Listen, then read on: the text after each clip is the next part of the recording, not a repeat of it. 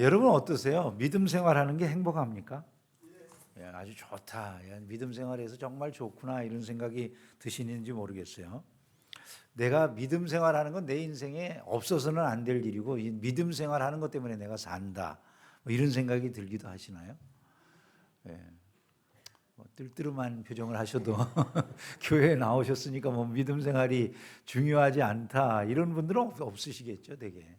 사실 우리가 신앙생활하는 모습을 보면 뭐 믿음이 있으나 없으나 별로 그렇게 우리의 생활이 큰 문제가 되지 않는 것처럼 살아갈 수 있어요, 그죠? 습관적으로 살기 쉽고 뭐 우리가 뭐 기독교 신앙만 이 사회에 있는 게 아니고 우리가 잘 알다시피 뭐 다른 종교도 있고 그러니까 여러 종교들이 함께 섞여 있는 이 사회 안에서 각자의 종교 생활하는 모습을 보면 뭐 그렇게 열심히 있는 사람들도 아주 일부 있지만 그러나 그냥 뭐 습관처럼 왔다 갔다 하는 이런 경우들도 있죠.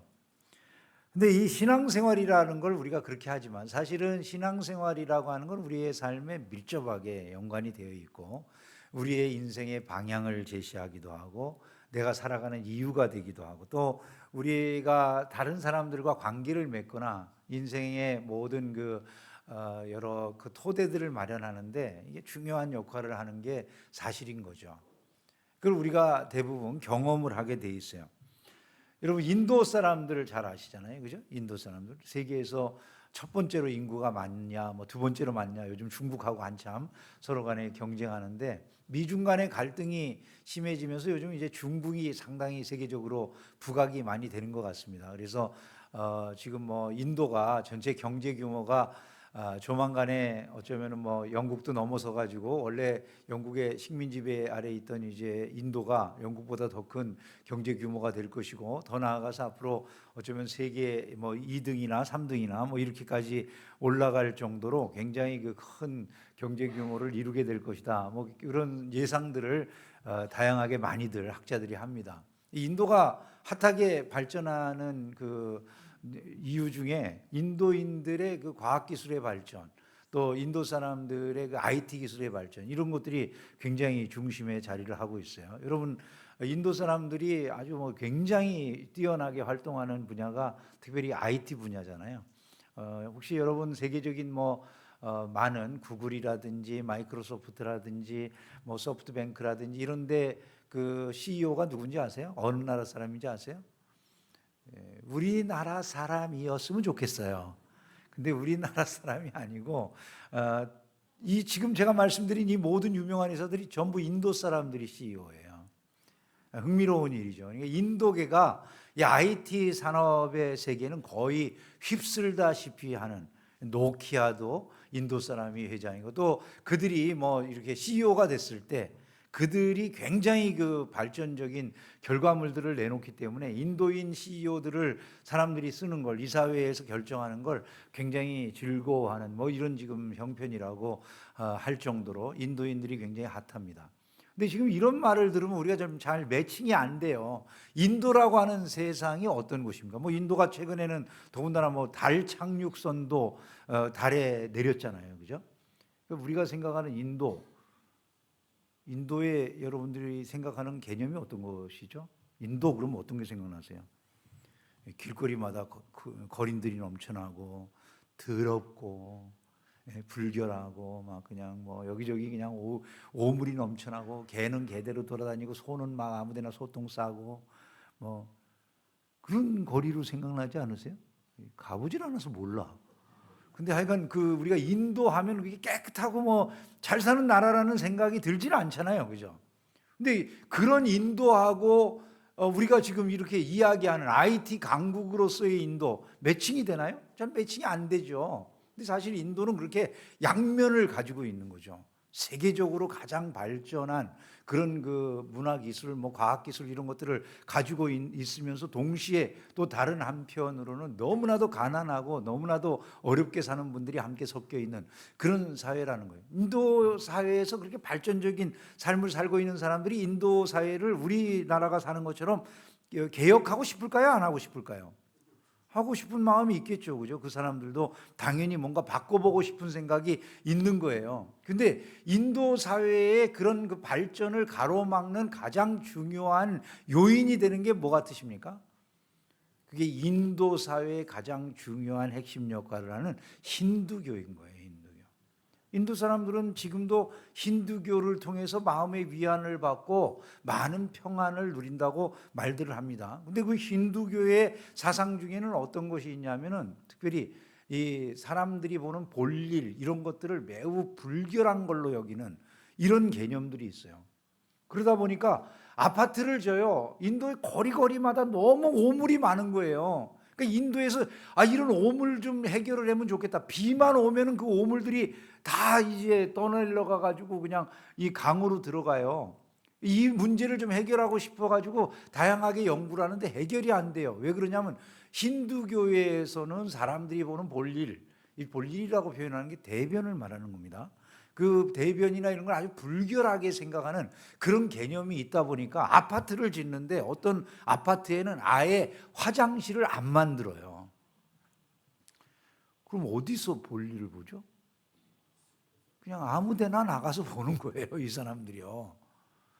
그러다 보니까 그 모든 것들이 오물이 쏟아져서 강으로 들어가니 강물이 오염되고 사람들이 그 또 강물을 갖다가 제대로 거르지도 못하고 마시고 거기서 씻고 하니까 어떤 일이 벌어지겠습니까?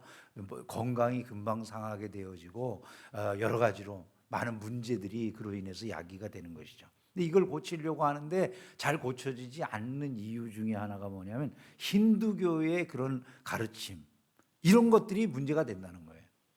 여러분 우리가 이 믿음 생활을 하는 게 그냥 아무것도 아닌 것처럼 여기지만 그 믿음 생활은 우리의 생활의 깊은 곳에 들어와서 우리의 생활 속에 영향을 미치는 거예요. 대한민국도 그 영향을 받아서 오늘날과 같이 변해진 거다. 이런 점들을 우리가 생각할 필요가 있다는 것이죠. 우리가 기독교인이 되고 그리스도인이 된다 라고 하는 것은 얼마나 복된 일인지 몰라요. 왜 그것이 복이 되는가? 오늘 이런 것들을 좀 몇 가지 본문을 통해서 살펴보려고 하는데, 먼저 기독교 신앙이라고 하는 것은 우리에게 진정한 자유를 준다는 거예요. 자유인의 삶을 가르쳐 준다는 것이죠. 믿음이 오기 전에 우리는 율법 아래에 매인바 되고 계시될 믿음의 때까지 갇혔느니라, 이렇게 말씀했어요. 그러니까 율법 아래에 살던 삶이 우리들의 삶이었다. 기독교 신앙이 들어오기 이전에 우리의 삶은 율법 아래에 노예된 삶이었다. 이런 말과 같습니다. 여러분들이 율법의 노예였다라고 하는 말이 무엇입니까? 우리는 모두 다 율법을 따라야 되는 율법의 종노릇하던 사람들이었다는 것이죠. 율법은 선한 것이었는데 문제가 있어요. 선한 율법인데 선한 것을 지키려고 하면 지킬 수가 없다라는 거예요. 우상을 숭배하지 말라고 그래요. 우상을 숭배하지 말라는 건 좋은 법이죠. 근데 문제는 우상을 숭배하는 일들이 사람의 삶 속에 일어날까요? 안 일어날까요? 일어나는 거예요. 내가 하나님보다 살다 보면 하나님보다 더 중히 여기는 게 생활 속에 너무 많은 거예요. 우상이 하나님보다 더 중하게 여기는 거예요. 그 중하게 여기는 것들 중에는 자식이 있을 수도 있겠죠. 나의 명예가 있을 수도 있겠죠. 뭐 내가 가지고 있는 여러 가지 뭐 재능이나 은사나 탤런트가 있을 수도 있겠죠. 내가 생각하는 인간 관계가 있을 수도 있어요. 하나님보다 더 중요해. 뭐 우리가 쉽게 말해서 뭐 다 우상 숭배하지 말아야 된다는 거 아는데도 주일날 학원 보낼 때가 있어요, 없어요? 애들을? 차마 말은 못하지만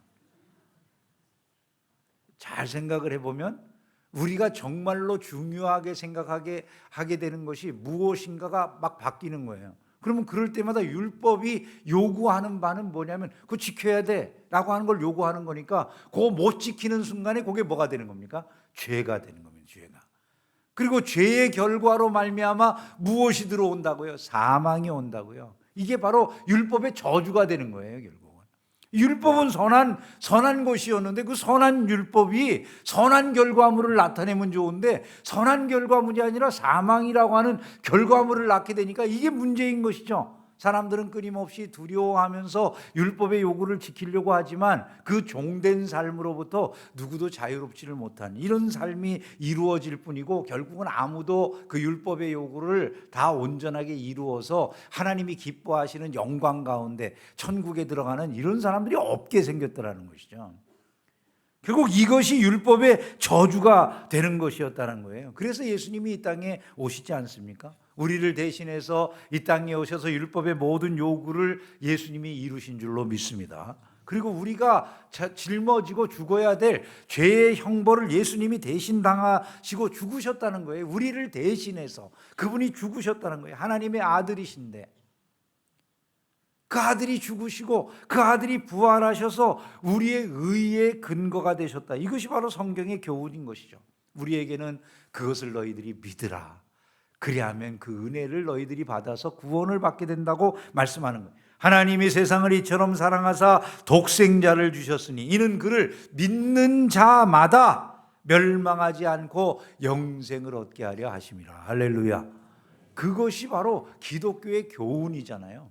우리가 예수님을 믿는 그 순간, 우리가 기독교인이 돼서 참된 신앙을 가지고 살아가는 그 자리에 바로 우리는 더 이상 율법의 요구에 굴복하지 않아도 되는 이런 길이 열려지게 되었다는 거예요. 예수를 믿는 믿음 안에서 우리는 의롭다함을 받고 완전한 자유인의 삶을 살아갈 새 길을 얻게 되었다, 이런 말씀이 되는 것이죠.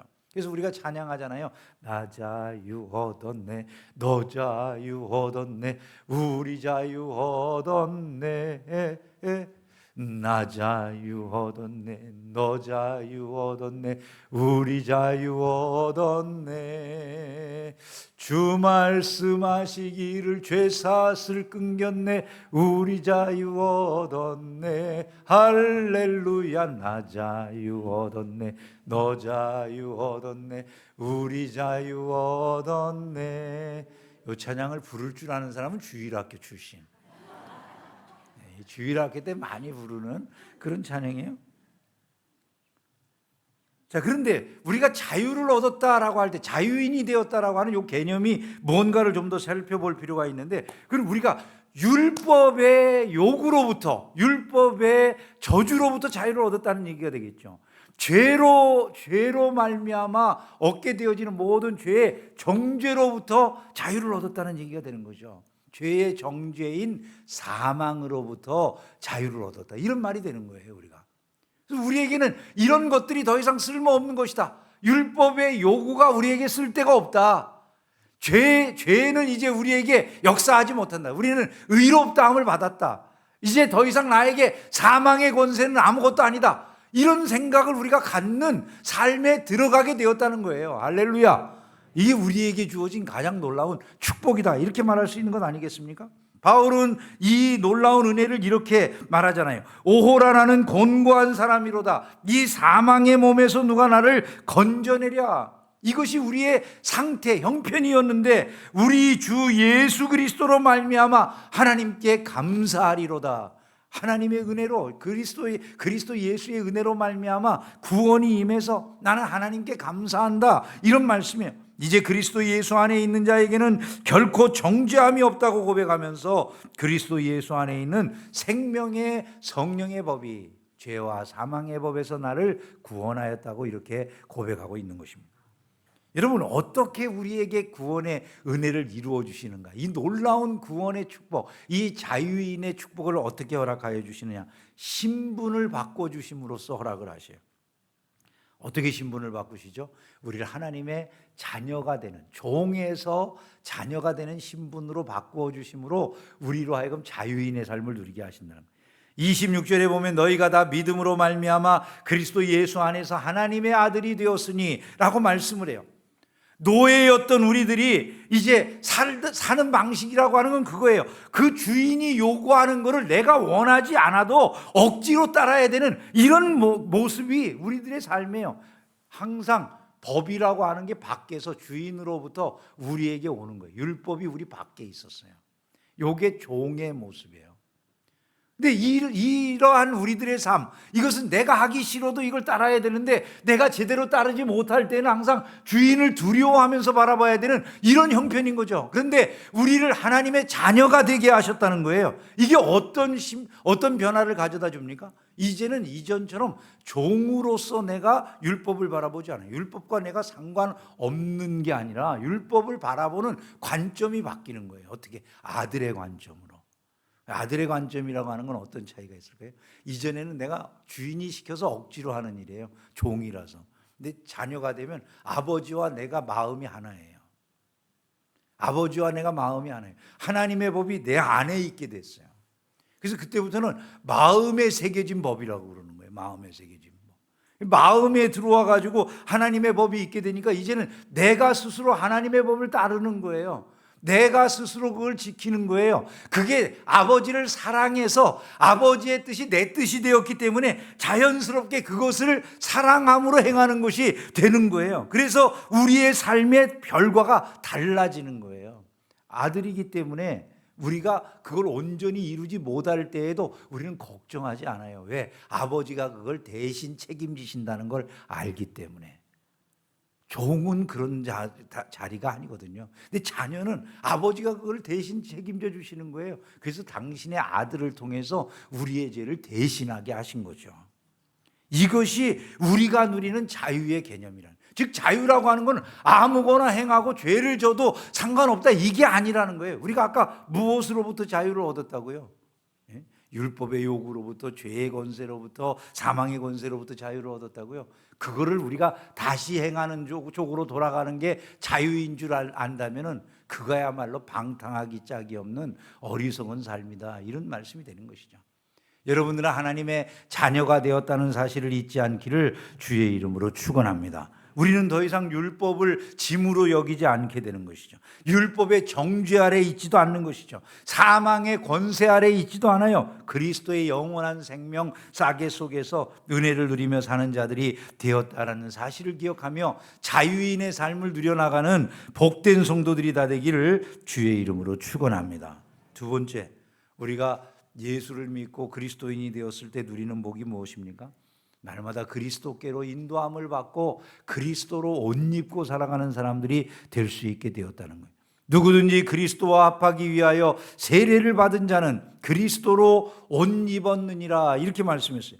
여러분, 우리가 변화를 받은 다음에 제일 놀라운 것은 예수님을 가까이 하게 된 거예요. 예수님이 누구십니까? 이 땅에 오신 하나님의 아들이시잖아요. 당신의 목숨을 우리를 위해 대신 내어주신 우리를 위한 사랑의 주님이시잖아요. 여러분, 그분이 노예된 자리에서 우리를 건져내 주신 분이 아닙니까? 하나님의 자녀라고 하는 신분을 우리에게 베풀어 주신 분, 우리에게 의의 세마포 옷을 입혀주시고 당신의 특권에 우리를 참여시켜 주신 분, 그분이 바로 예수님이세요.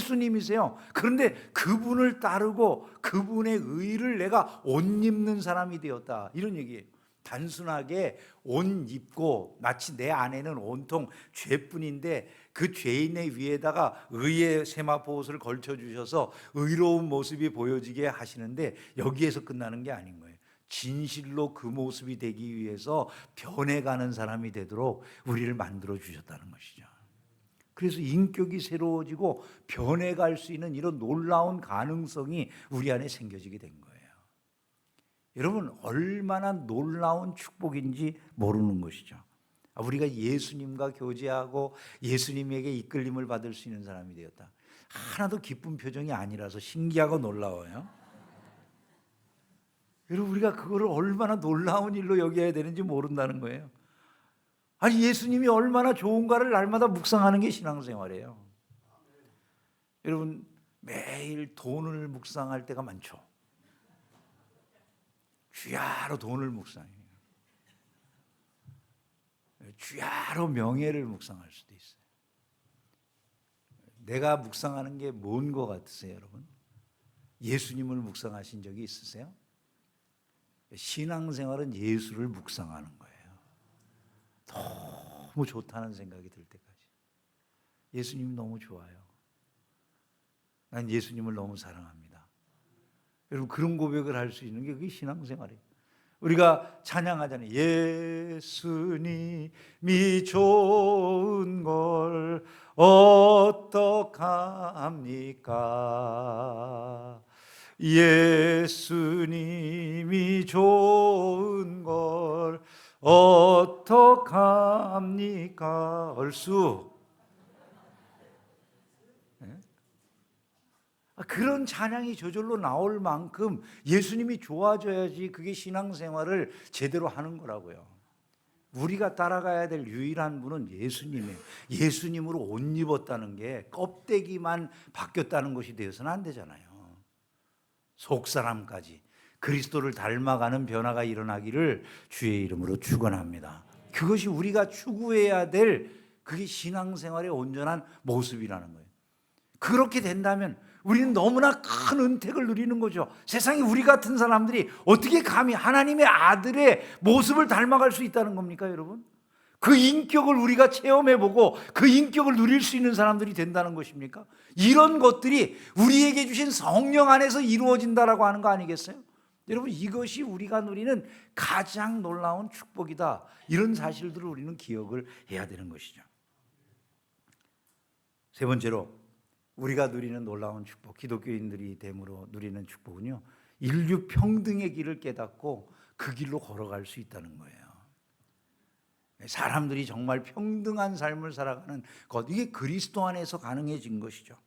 너희는 유대인이나 헬라인이나 종이나 자유인이나 남자나 여자나 다 그리스도 예수 안에서 하나이니라, 이렇게 말씀했어요. 이 기가 막힌 이야기를 들을 때 아멘을 안 하죠. 세상에, 여러분, 이거 아니었으면 우리가 지난 100년 이렇게 대한민국이 달라지는 일은 일어날 수가 없는 거예요. 사람들을 보세요. 여러분, 정말 평등한 삶을 살아가는 것이 우리의 모습이라고 여겨지시나요?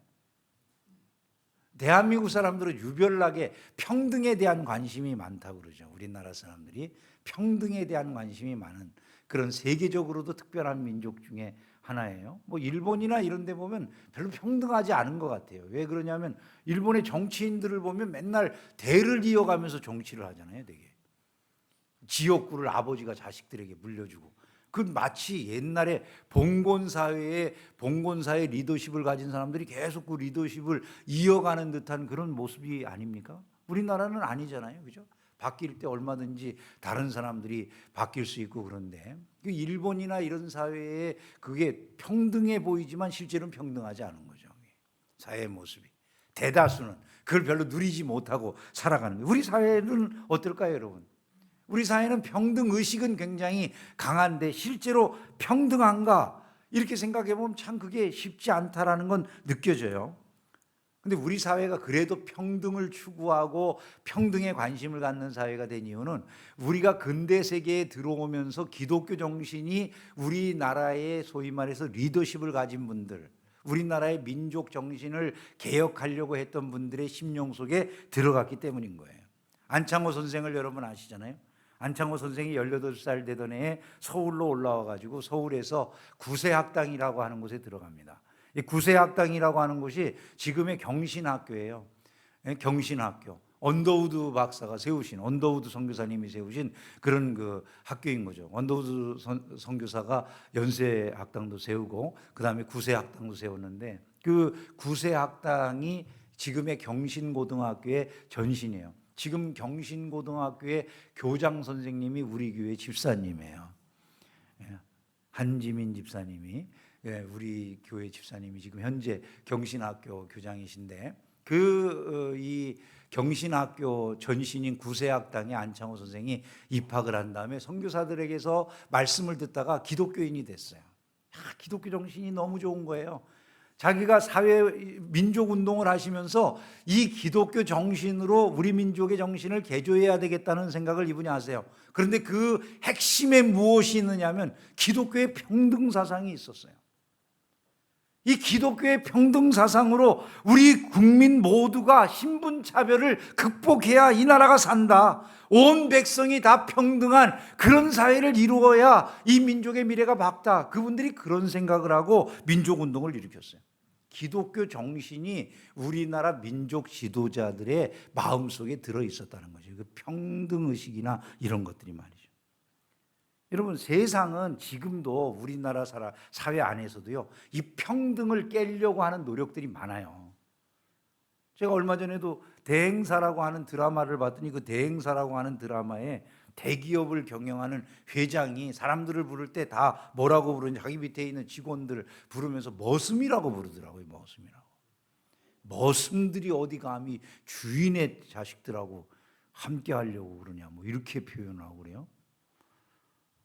제가 그걸 보면서 어처구니가 없어가지고 아니 저런 거를 상영을 저렇게 노골적으로 하나? 근데 마음속에 그랬어요. 아, 세상이 그렇지. 세상에 살고 있는 사람들은요, 돈만 조금 가지고도 신분을 나누고 싶어 해요. 그죠?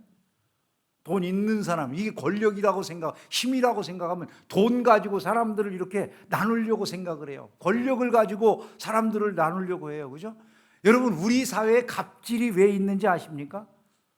옛날처럼 내가 가지고 있는 걸로 사람들을 구별하고자 하는 이런 마음, 평등을 깨려고 하는 마음들이, 의식들이 있어서 그런 거예요.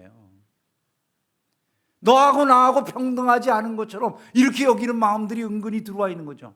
여러분, 이런 것이 우리가 지금도 가지고 있는 의식이에요. 지금도요. 아니, 우리가 기독교적인 정신을 가지면 도무지 생각할 수가 없는 일이에요. 아니, 내 일을 열심히 해주고 내 일을 돌봐주는 그분을 적어도 내가 동역자로 생각해야 되지 않습니까?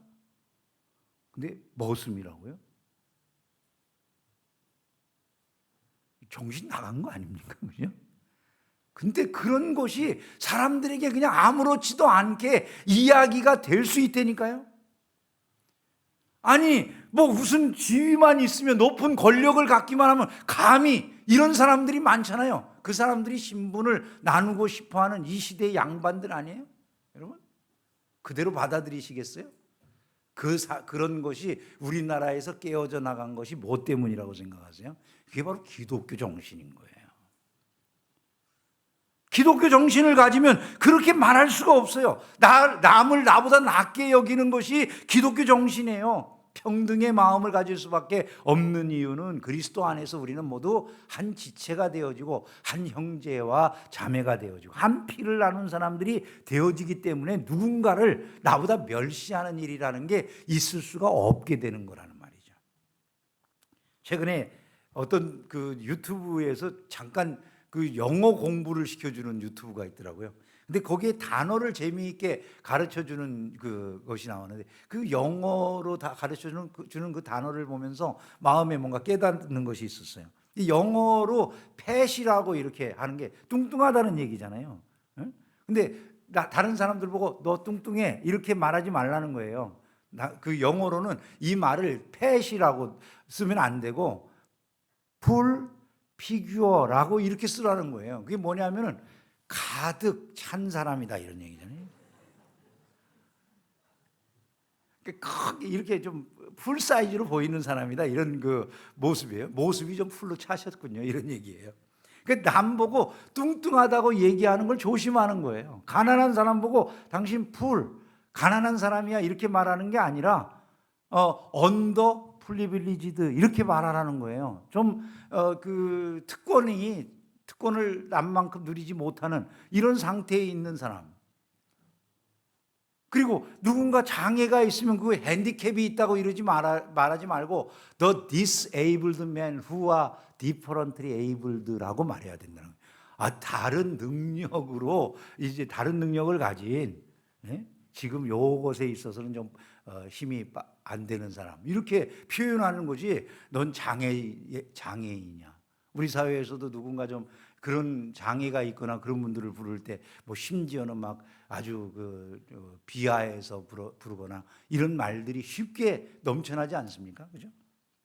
저는 이런 그 단어를 만드는 사람들의 그 생각을 생각해 봤어요. 영어 단어들, 이런 단어들을 그렇게 쓰면 안 되라고 생각하는 사람들이 어떤 정신의 영향을 받은 것 같으세요? 이게 다 기독교적인 정신의 영향을 받는 거라는 것이죠.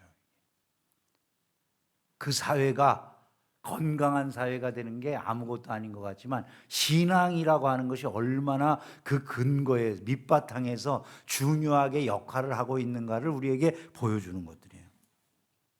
사람을 차별해서 함부로 하는 이런 정신들이 넘쳐나고 있는 것이 지금 우리가 살고 있는 이 시대도 마찬가지예요. 그런 것들을 타파하고 모든 사람들을 형제로 대하고 인류 평등의 사상을 가지고 대할 수 있는 그런 사람들이 되어지는 것, 이게 축복이 아닙니까, 여러분?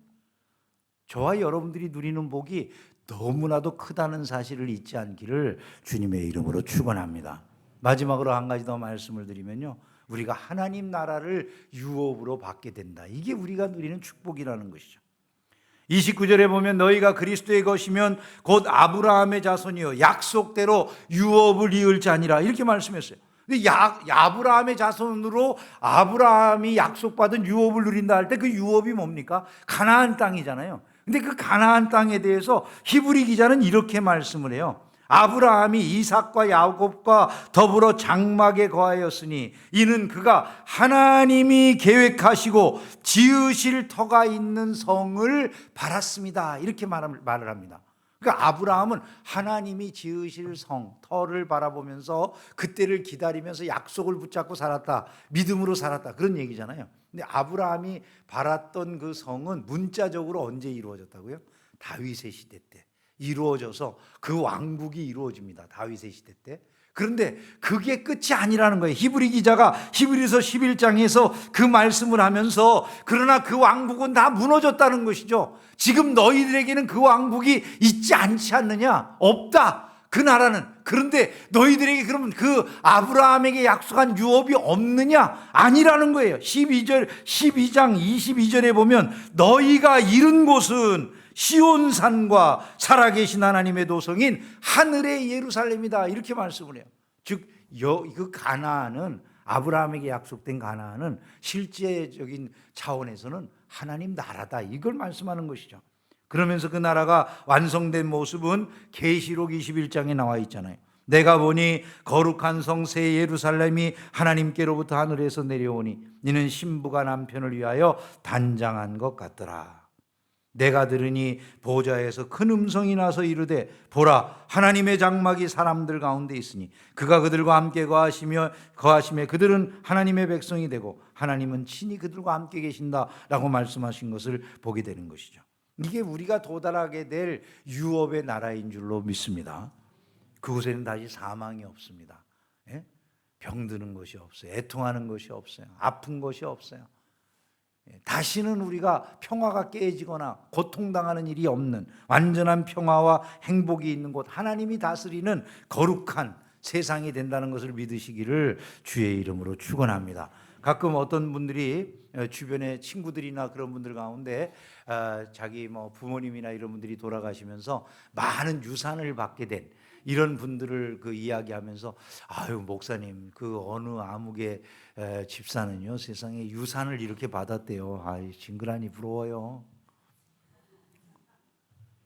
우리 부모님은 어떻게 남긴 게 하나도 없어가지고 세상에 이렇게 아무것도 없이 그렇게 돌아가셨는지 모르겠어요. 부럽다고 이러는 경우들이 있어요. 부러워할 거 없습니다. 여러분에게도 유산이 있어요. 믿습니까, 여러분? 아무것도 없는 거 가지고 유산이 있어요. 그 유산이 바로 하나님의 나라예요. 그게 진짜예요. 왜냐하면 여기서는 다 누리지 못하는 헛개비 지나가듯이 어느 순간 되면 다 놔버려야 되잖아요. 돌아가신 분들 우리가 화로에 들어가실 때 인생을 생각하게 되지 않습니까? 멀쩡하던 육신 화로에 집어넣으면서 어떤 생각이 드세요, 여러분? 그게 인생의 마지막 순간이에요. 지상에서의 삶에 거기 쥐고 가는 게 있습니까? 아무것도 들고 가는 거 없잖아요. 다 놓고 가는 게 인생이잖아요. 다 안개 같은 것들이죠. 우리가 붙잡은 줄 알지만 다 사라지는 것들이에요. 마지막에 우리가 분명하게 얻게 되는 것이 있어요. 영원한 주의 나라. 그래서 우리에게 너희가 얼마나 복된 사람인지를 알라는 거예요. 성경은 이스라엘이여 너는 행복한 사람이로다. 여호와의 구원을 너같이 얻은 백성이 누구냐. 이럴 때는 아멘을 해야 돼요. 세상에. 여러분 행복하다고 느끼지 않으세요? 예, 이것이 우리 안에 들어와 있어야 될 굳건한 믿음이어야 된다는 것이죠. 그 나라를 유업으로 받게 될 줄로 믿습니다. 주님이 우리를 위로해 주실 날이 임하는 줄로 믿습니다. 우리를 칭찬해 주시고 인정해 주시는 날이 오게 될 줄로 믿습니다. 끝까지 충성하며 그 상급에 이르는 성도들이 다 되기를 주의 이름으로 축원합니다. 우리가 누리는 복이 너무나 커요. 우리는 자유인이 되었어요. 예수님을 알고 예수님을 따르며 예수님으로 옷 입고 예수님을 닮아갈 수 있는 이런 사람들이 되었어요. 우리와 같은 사람들이 뭐라고 감히 하나님의 아들의 모습을 닮아가고 그분의 그 상급을 같이 누리는 사람이 된단 말입니까? 우리는 참된 평등의 삶을 누릴 수 있게 되어서 오늘과 같은 이 놀라운 축복의 세계를 세계인들이 부러워할 만한 이런 나라를 이루어냈고요. 천국을 또한 유업으로 받는 사람들이 되었다라는 이 사실을 마음에 새기고 세상이 때로 힘들 때도 있고 화려한 삶을 살지 못할 때도 있고 남만큼 가진 것이 없을 때도 있고 눈물 흘릴 때도 있고 내 인생에 억울한 일이 있을 때가 있다 할지라도 이것이 결코 끝이 아니다라고 말할 수 있어야 돼요. 내게 주어질 그 영원한 하나님의 나라가 있고 그 상급이 나를 기다리고 있기 때문에 나는 포기하지 않을 것이다. 주 안에서 나는 끝까지 승리할 것이다. 이것이 저와 여러분의 고백이 되기를 주의 이름으로 축원합니다.